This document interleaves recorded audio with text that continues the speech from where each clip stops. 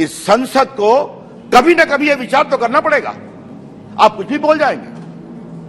विदेश नीति की बात हो रही थी, श्रीलंका को लेकर एक बात कही गई और मेरे पास डॉक्यूमेंट है कि जो उन्होंने रेफरेंस दिया वहां के राष्ट्रपति ने उसको डिनाई किया और उस व्यक्ति ने विड्रॉ किया, झूठ बोला गया। तो आप कोर्ट करते हैं एक पर्टिकुलर अधिकारी को, वहां के राष्ट्रपति ने उस सारे एलिगेशन को डिनाई किया ट्वीट कर करके, और उस पदाधिकारी ने कहा कि भावनाओं में बह के मैंने कहा मैं उसको अनकंडीशनली विड्रॉ करता हूं। आप इसको छुपा जाते हैं। राहुल गांधी ने इस हाउस को मिसलीड किया है, यह पूरी जिम्मेदारी से कहना चाहता हूं। 2008 में Adani purchases Bunyu coal mines in Indonesia as its first overseas purchase. 2008 में किसकी सरकार थी? उनकी सरकार, मनमोहन सिंह की सरकार। क्या मतलब है इसका? भारत के उद्यमी बाहर जाकर काम करे, ये तो अच्छी बात है ना। मुझे मालूम है सब उनको परेशानी होती है कि नरेंद्र मोदी की अगुवाई में भारत की इकॉनमी दुनिया की 5वीं इकॉनमी बन गई है, यह उनको परेशानी होती है। माननीय उपसभापति जी, राष्ट्रपति के अभिभाषण पर अपने विचार रखने के लिए आपने मुझे जो सुअवसर दिया है उसके लिए मैं बहुत कृतज्ञ हूं। महामहिम राष्ट्रपति का अभिभाषण, माननीय उपसभापति जी, एक संवैधानिक मर्यादा है, एक बहुत ही गहन संसदीय परंपरा है और 75 साल में यह परंपरा बहुत स्थापित हुई है। हम सभी अपनी बातें कहते हैं, लेकिन उसके मर्यादा का सम्मान भी होना चाहिए। ठीक है, लोगों को अपनी बात कहनी चाहिए, हम भी अपनी बात कहेंगे। कल मैं कांग्रेस के सम्मानीय नेता राहुल गांधी को सुन रहा था। टिप्पणी थी, कुछ पीड़ा भी थी, कुछ क्लेश भी था, कुछ गुस्सा भी था, कुछ हताशा भी थी। उन्होंने कहा कि मैं हजारों किलोमीटर चलकर आया हूं और लोगों से मिला हूं और उनकी हमने आवाज सुनी है। माननीय उपसभापति जी, आपका भी बहुत लंबा राजनीतिक जीवन है, यात्रा हम सभी करते हैं। यात्रा में आप मिलते किससे हैं इसका भी बड़ा असर पड़ता है, और अगर आपके साथ विध्वंसक तत्व यात्रा में चलते हैं तो उसका भी असर आपके ऊपर होता है। और ये तो हमने देखा ही देखा कि उनके साथ एक पूर्व मुख्यमंत्री चल रहे थे जो सेना से उनके शहादत का सबूत मांग रहे थे, और जब ये देश में हंगामा मचा तो उनके जो प्रवक्ता हैं या मीडिया हेड हैं वो उनको रोकने की कोशिश कर रहे थे। ये सब हमने देखा टीवी पर। तो जब अच्छा, आप थोड़ा शांत रहिए दादा, शांत रहिए। अभी बहुत कुछ बोलना है। माननीय उपसभापति जी, तो उनके पूरे भाषण में हमको 3 बात दिखाई पड़ी। एक, हताशा, फ्रस्ट्रेशन। दूसरा, ए सेंस ऑफ इंटाइटलमेंट कि सरकार तो हमें ही चलानी है, ये नरेंद्र मोदी कहां से आए हैं और जीत जा रहे हैं। समस्या यही है अध्यक्ष जी, उपसभापति जी। वो 14 में हारे, वो 19 में हारे और 24 में और कसकर हारने वाले हैं। लेकिन फिर भी, लेकिन उपसभापति जी, उससे एक बड़ी बात मुझे कहनी है। क्या बोलते समय सारी संवैधानिक मर्यादाओं को तार तार कर दिया जाएगा? ये एक बहुत बड़ा सवाल है और आज मैं आपके सामने इस विषय को बहुत गंभीरता से रखना चाहता हूं। इस संसद को कभी ना कभी यह विचार तो करना पड़ेगा। आप कुछ भी बोल जाएंगे। विदेश नीति की बात हो रही थी, श्रीलंका को लेकर एक बात कही गई और मेरे पास डॉक्यूमेंट है कि जो उन्होंने रेफरेंस दिया वहां के राष्ट्रपति ने उसको डिनाई किया और उस व्यक्ति ने विड्रॉ किया, झूठ बोला गया। अच्छा ठीक है,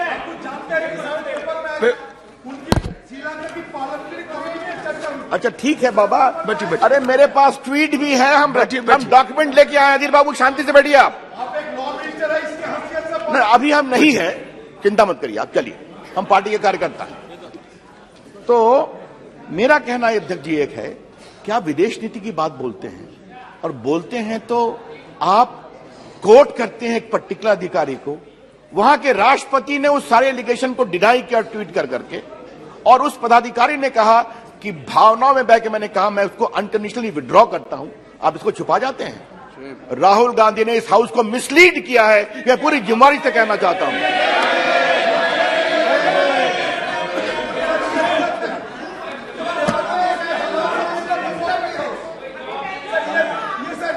आप प्लीज कैरी ऑन। अध्यक्ष जी, दूसरी बात कही गई, बैठिए। अध्यक्ष जी, दूसरी बात कही गई कि प्रधानमंत्री, honourable member is always suppose to be present in the house. इनकी दूसरी बात का कही तो कारण नहीं हो गई सकता है जी, प्लीज। दूसरी बात कही गई कि प्रधानमंत्री जाते हैं तो एक उद्योगपति उनके साथ जाते हैं, उनके पक्ष में फैसले होते हैं। अध्यक्ष जी, सामान्यतः हम उद्योगपतियों का विषय नहीं बताते हैं, बनाते भी नहीं चाहिए। सरकार को मदद करनी चाहिए, आपकी सरकार हो हमारी सरकार हो, लेकिन बहुत कहा गया तो आज मुझे कुछ रिकॉर्ड को साफ करना पड़ेगा। अध्यक्ष जी, ये बताइए 2008 में Adani purchases Bunyu coal mines in Indonesia as its first overseas purchase. 2008 में किसकी सरकार थी? उनकी सरकार थी, मनमोहन सिंह की सरकार थी। 2010 UPA rule, Advani group acquired the Carmichael mine in Australia, किसकी सरकार थी? आपकी सरकार थी। 2010 UPA rule, Adani announced a 1.65 billion deal with the Indonesian government for setting up rail and port infrastructure. 2010 में अधीर बाबू आपकी सरकार थी ना? अच्छा, आपकी बोशन नहीं, अभी कैसे बोलेंगे? अच्छा ठीक, बैठिए। आप केवल चेयर मान्य, केवल चेयर प्लीज। 2011 में यूपीए रूल में Adani buys Galilee mine and Abbot point port in Australia. तो सर, क्या हम मान के चलें कि मनमोहन सिंह जी ऑस्ट्रेलिया जा रहे थे और इनको खदान मिल रही थी? क्या मतलब है इसका? भारत के उद्यमी बाहर जाकर काम करें, ये तो अच्छी बात है ना। मुझे मालूम है सर, उनको परेशानी होती है कि नरेंद्र मोदी की अगुवाई में भारत की इकॉनमी दुनिया की 5वीं इकॉनमी बन गई है, यह उनको परेशानी होती है इंग्लैंड को छोड़कर, तो वो पूरी खुंदक। और दूसरी बात है सर, नरेंद्र मोदी की अगुवाई में आज भारत में मेड इन इंडिया वेपन बनते हैं, और वेपन बनते हैं तो 14,000 करोड़ का एक्सपोर्ट हो रहा है, और कमीशन डील वील बंद हो गया है। तो उनकी परेशानी होती है सर, क्योंकि उनकी सरकार में तो जब देखिए तो डील है, उसमें व्हील है और फिर कमीशन है, और मामा है सर। हाँ, मामा भी। मामा पर बहुत बोलना है, अभी मुझे बहुत बोलना है, मामा पर काफी बोलना है।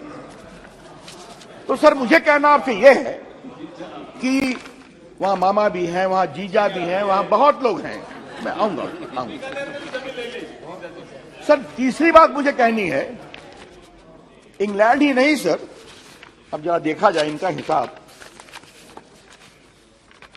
छत्तीसगढ़ सरकार ने पारस स्टेट कैट बसन कोल ब्लॉक को इन्वायरमेंटल आपत्तियों के बावजूद क्लियर किया गया सर, और अब उसको एक्सपेंड किया गया है।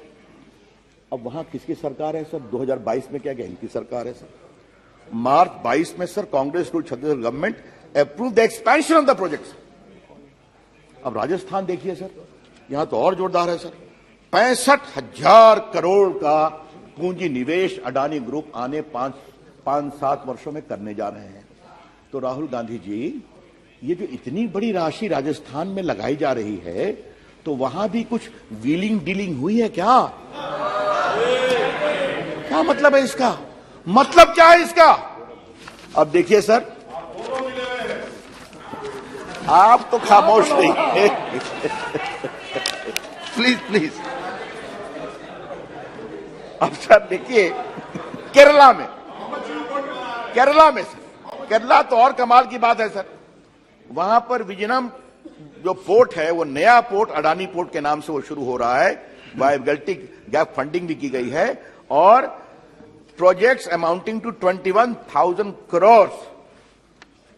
तो क्या केरला, क्या छत्तीसगढ़, क्या राजस्थान, क्या बंगाल, हमें कोई इस पर आपत्ति नहीं है सर। मेरी बात समझा जाए, भारत के उद्यमी क्यों नहीं आगे बढ़ने चाहिए? सवाल यह है ईमानदारी से बढ़ाए जा रहे हैं या डील या व्हील के साथ बढ़ाए जा रहे हैं। नरेंद्र मोदी जी की सरकार ईमानदारी से काम करके बढ़ाती है सर, और हमें बहुत गर्व है कि नरेंद्र मोदी सरकार की अगुवाई में आजकल कमीशन बंद हो गया है। इसलिए उनको परेशानी है, इसलिए परेशानी है उनको।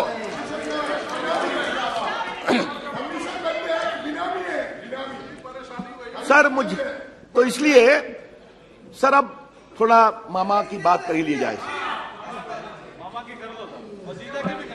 सर।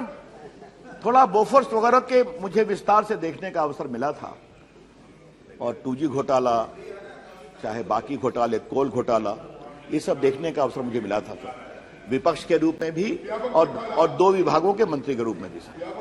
तो उन्होंने क्या क्या किया हम सबको मालूम है।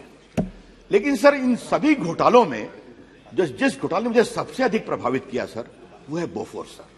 क्योंकि बोफोर्स तो एक तो भारत की सुरक्षा का मामला था, और क्या मामा जी की सेवा की गई सर। भ्रष्टाचार के इतिहास में मामा जी के प्रति किए गए योगदान को हमेशा याद किया जाएगा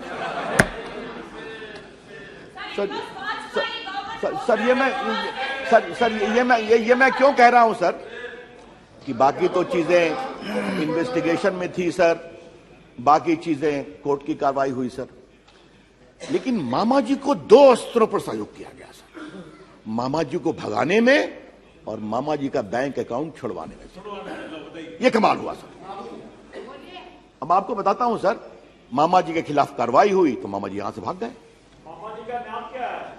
कोतरोकी। नहीं। अब कोतरोकी जी सर बार बार उनका परिवार और इनका परिवार खूब खेलना, मिलना जुलना, ये सब रिकॉर्ड भरे हुए हैं मेरे पास सर। मैं बोल रहा हूं, जिम्मेदारी से बोल रहा हूं। लेकिन सर मैं इसको कंफर्म कर रहा हूं सर, जिस तरह से उनकी सरकार ने मदद की सर।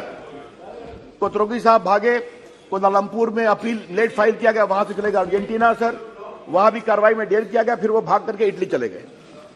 तो सर वो भाग गए इटली।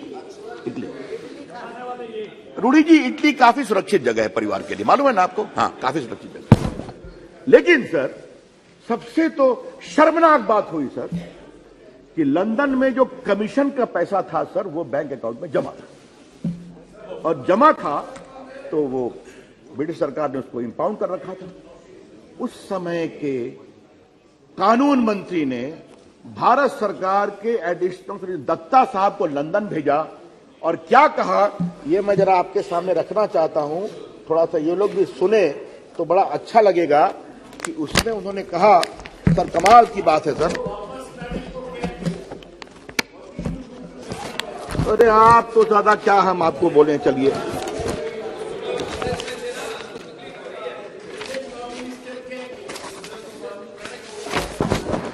सर वो जो उनका बहुत बढ़िया असर है कि the additional solicitor general told the bank that he has got the authorization of the government of India to convey that nothing is pending against Mr. Kotoroki and the amount be released.